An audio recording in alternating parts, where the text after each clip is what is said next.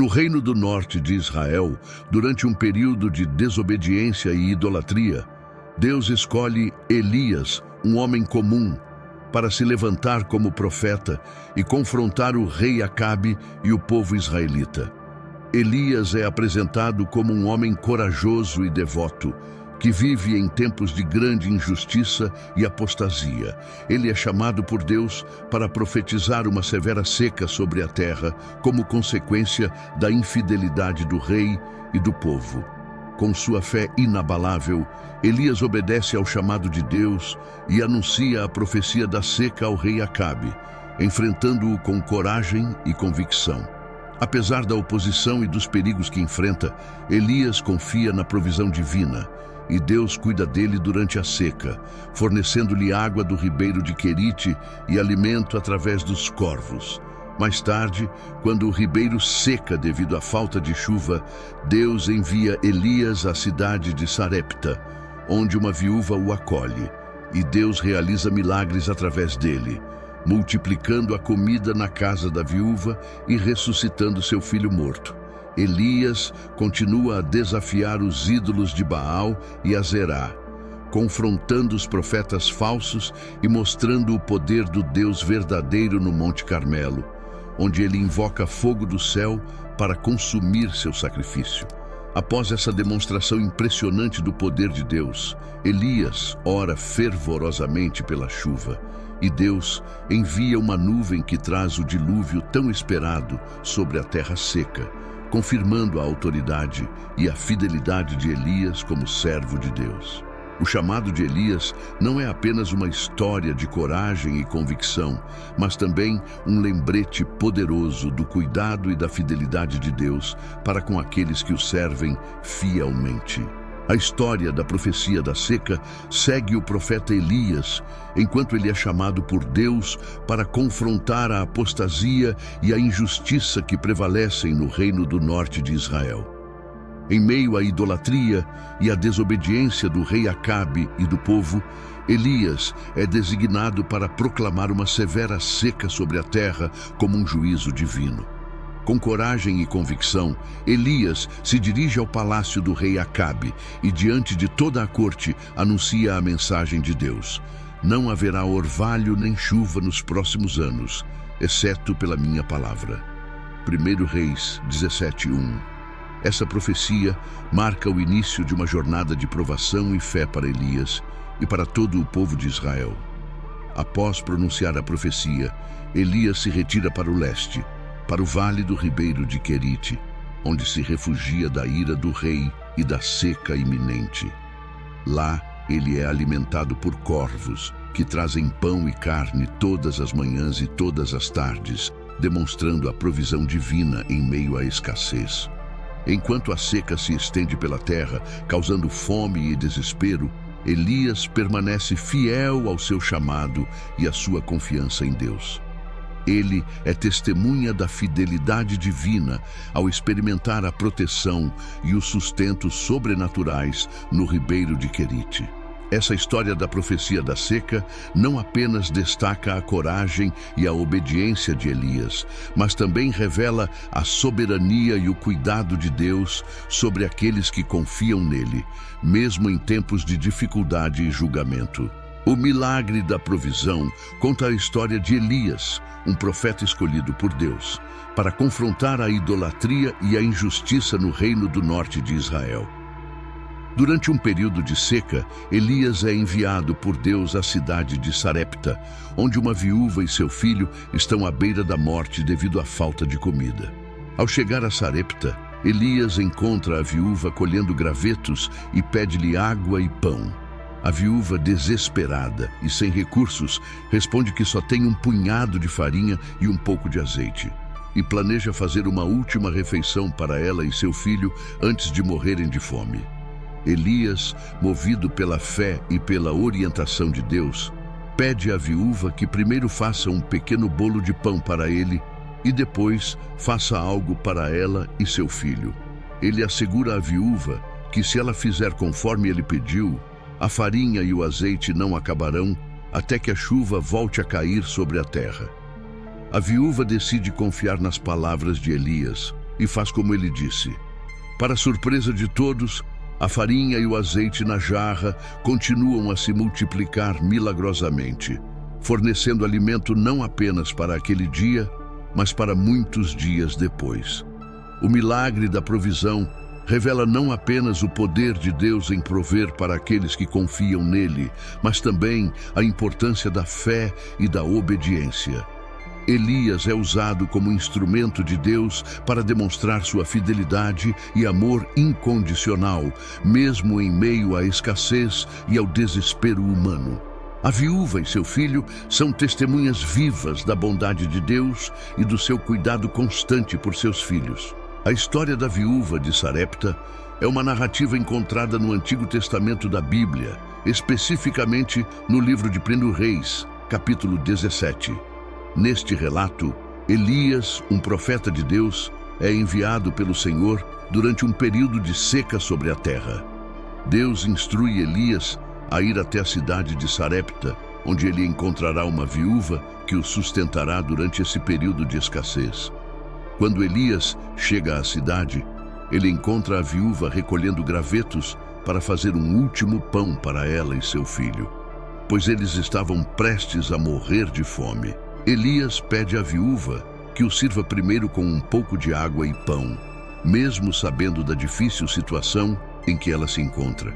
A viúva, embora relutante no início, concorda em obedecer ao pedido de Elias.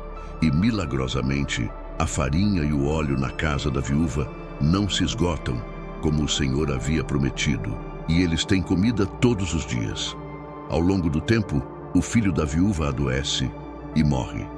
A viúva, desesperada e angustiada, recorre a Elias, perguntando-lhe se ele veio para lembrá-la de seus pecados e trazer a morte ao seu filho.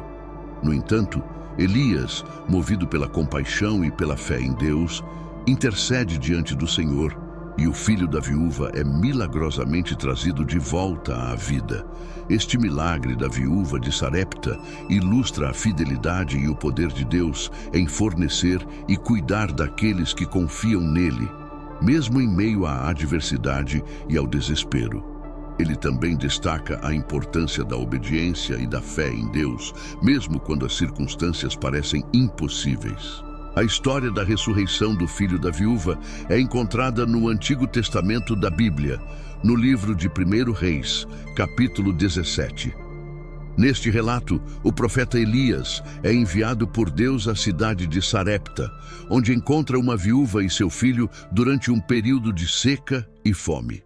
Após Elias ter vivido com a viúva por algum tempo e testemunhado o milagre da multiplicação da farinha e do azeite, o filho da viúva adoece gravemente e morre. A viúva, desesperada e aflita com a perda de seu único filho, recorre a Elias em busca de ajuda. Elias, movido pela compaixão e pela vontade de Deus, leva o filho da viúva para o andar superior onde ele estava hospedado. Lá, Elias coloca o menino em sua cama e clama ao Senhor, pedindo que a vida seja restaurada ao filho da viúva. Deus ouve a oração de Elias e responde ao seu pedido, trazendo milagrosamente o menino de volta à vida. Elias desce do andar superior, pega o menino e o entrega à sua mãe, trazendo grande alegria e gratidão à viúva. Este milagre da ressurreição do filho da viúva não apenas demonstra o poder e a autoridade de Deus sobre a vida e a morte, mas também revela sua compaixão e amor pelos necessitados. Elias é usado como instrumento nas mãos de Deus para realizar esse milagre, trazendo esperança e fé à vida da viúva e demonstrando a glória de Deus diante de todo o povo de Sarepta. A história do desafio no Monte Carmelo é relatada no livro de 1 Reis, capítulo 18 do Antigo Testamento da Bíblia. Neste relato, Elias confronta os profetas de Baal em um desafio de fé e poder sobrenatural. Durante um período de seca sobre a terra, Elias é enviado por Deus para confrontar o rei Acabe e seus profetas idólatras. Elias convoca o rei e o povo de Israel para se reunirem no Monte Carmelo, juntamente com os profetas de Baal e Azerá, as divindades pagãs adoradas na época. No Monte Carmelo, Elias desafia os profetas de Baal a provarem o poder de suas divindades, construindo cada um altar e oferecendo um sacrifício sobre ele, mas sem acender o fogo. O Deus que responder com fogo, consumindo o sacrifício, será reconhecido como o verdadeiro Deus. Os profetas de Baal começam o desafio, clamando e dançando ao redor de seus altares, mas não recebem resposta. Elias então zomba deles, sugerindo que talvez seu Deus esteja dormindo ou ocupado. Em seguida, Elias reconstrói o altar do Senhor, coloca o sacrifício sobre ele e ordena que seja completamente molhado com água, para que não haja dúvidas sobre a origem do fogo. Elias ora ao Senhor e imediatamente um fogo desce do céu, consumindo o sacrifício, a lenha, as pedras e até mesmo a água ao redor do altar. O povo de Israel testemunha o poder do Deus de Elias e proclama que o Senhor é Deus. Após o desafio, Elias ordena que os profetas de Baal sejam mortos, cumprindo a lei de Deus para acabar com a idolatria em Israel. O episódio no Monte Carmelo é uma demonstração do poder soberano de Deus sobre os deuses falsos e um chamado ao arrependimento e devoção exclusiva ao Senhor. A história da chuva prometida é encontrada no Antigo Testamento da Bíblia, no livro de 1 Reis, capítulo 18. Durante um período de grave seca sobre a terra de Israel, Deus instrui o profeta Elias a confrontar o rei Acabe e a convocar o povo para um grande teste de fé no Monte Carmelo.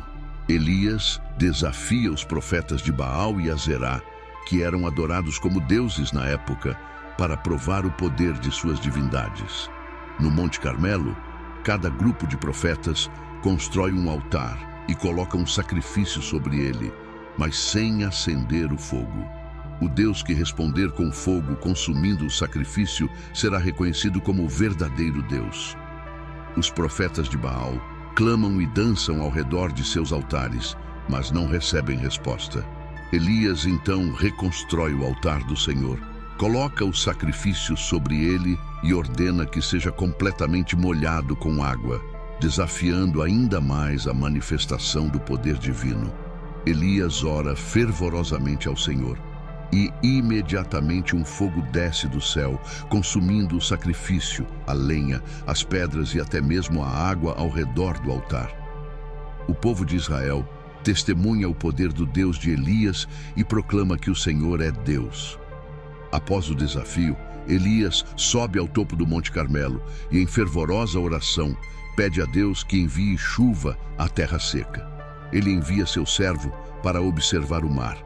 E na 7ª vez que ele vai, vê uma nuvem pequena como a mão de um homem se formando sobre o mar. A chuva finalmente vem, trazendo alívio e renovação à terra sedenta.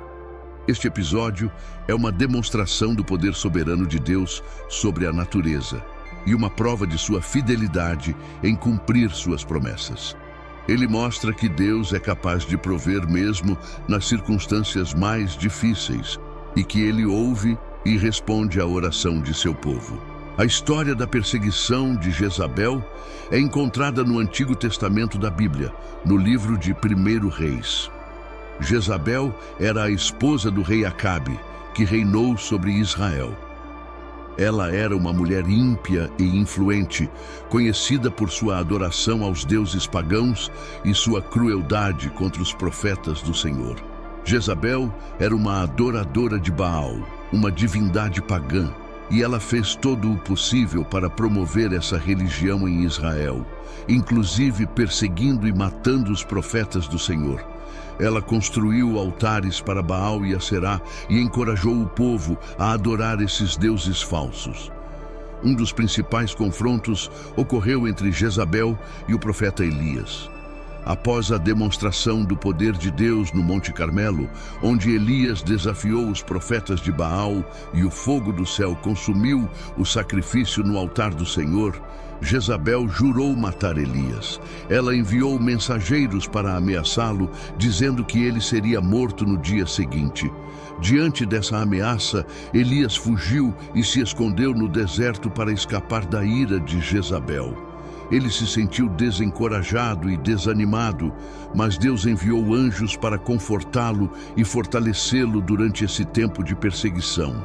Embora Jezabel tenha desempenhado um papel significativo na perseguição dos profetas do Senhor e na promoção da idolatria em Israel, sua história serve como um lembrete do perigo da apostasia e da importância de permanecer fiel ao verdadeiro Deus, mesmo diante da oposição e da perseguição. A história do encontro com Deus no Monte Horebe é relatada no Antigo Testamento da Bíblia, no livro de 1 Reis, capítulo 19.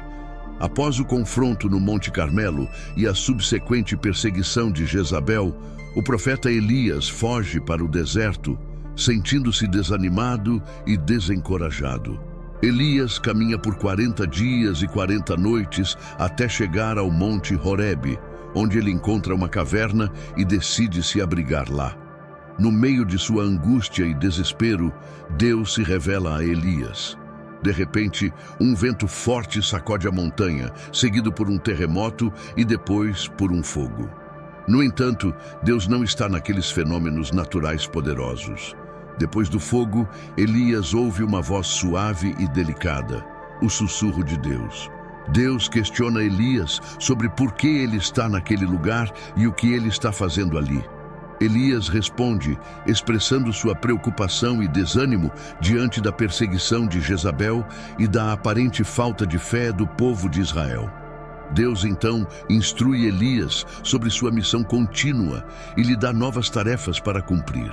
Ele o encoraja, revelando que ainda há 7.000 pessoas em Israel que permaneceram fiéis a Deus e que ele não está sozinho em sua luta. Após esse encontro, Elias sai da caverna renovado e fortalecido. Ele volta para a terra de Israel para continuar seu ministério, confiante na presença e no apoio de Deus, apesar das circunstâncias difíceis ao seu redor. Este episódio destaca a importância do encontro pessoal com Deus para renovar a fé e a determinação em meio às provações da vida. A história da transição para Eliseu é encontrada no Antigo Testamento da Bíblia, no livro de 1 Reis, capítulos 19 e 20. Após o encontro com Deus no Monte Horebe, onde Elias recebeu orientações divinas para continuar seu ministério, ele foi instruído por Deus a ungir um sucessor, Eliseu, como profeta em seu lugar. Elias encontrou Eliseu trabalhando no campo e o chamou para ser seu discípulo e sucessor. Eliseu prontamente deixou seu trabalho e seguiu Elias, tornando-se seu servo e aprendiz. Durante os anos seguintes, Eliseu acompanhou e serviu fielmente Elias, aprendendo com ele e testemunhando seus milagres e ministério poderoso. O relacionamento entre Elias e Eliseu foi marcado por momentos significativos, incluindo a separação do Jordão, onde Elias dividiu as águas com sua capa e passou com Eliseu antes de ser arrebatado por um carro de fogo ao céu, deixando Eliseu como seu sucessor. Após a ascensão de Elias, Eliseu recebeu uma porção dobrada do espírito de Elias e começou seu próprio ministério profético. Ele demonstrou seu chamado divino, realizando milagres semelhantes aos de seu mestre, e continuou a proclamar a palavra de Deus ao povo de Israel. A história da transição para Eliseu destaca a importância da liderança e da continuidade do ministério na obra de Deus. Eliseu representa a próxima geração de profetas que Deus levanta para continuar sua obra na terra, enquanto Elias personifica a fidelidade e o poder de Deus na vida de seus servos. A história do legado de Elias é registrada no Antigo Testamento da Bíblia, principalmente nos livros de 1 e 2 Reis. Elias foi um dos mais importantes profetas do Antigo Testamento, conhecido por seus milagres e por sua fidelidade a Deus em tempos difíceis. O ministério de Elias foi marcado por momentos poderosos, incluindo seu desafio aos profetas de Baal no Monte Carmelo, onde Deus enviou fogo do céu para consumir o sacrifício do profeta. Ele também ressuscitou o filho de uma viúva em Sarepta e foi arrebatado ao céu em um carro de fogo. O legado de Elias vai além de seus feitos extraordinários. Ele foi um defensor da fé em um tempo de grande apostasia e idolatria em Israel. Sua coragem e compromisso com Deus inspiraram gerações posteriores de crentes a permanecerem firmes em sua fé, mesmo diante de perseguições e desafios. Além disso, Elias foi uma figura profética que apontava para o Messias vindouro. Jesus Cristo identificou João Batista como Elias que havia de vir, destacando a importância do ministério de Elias na preparação do caminho para o Salvador. O legado de Elias continua a ressoar até hoje, lembrando-nos da importância da fé, da coragem e do compromisso com Deus em todas as épocas. Sua vida e ministério servem como exemplo e inspiração para todos os que buscam seguir o Senhor de todo o coração.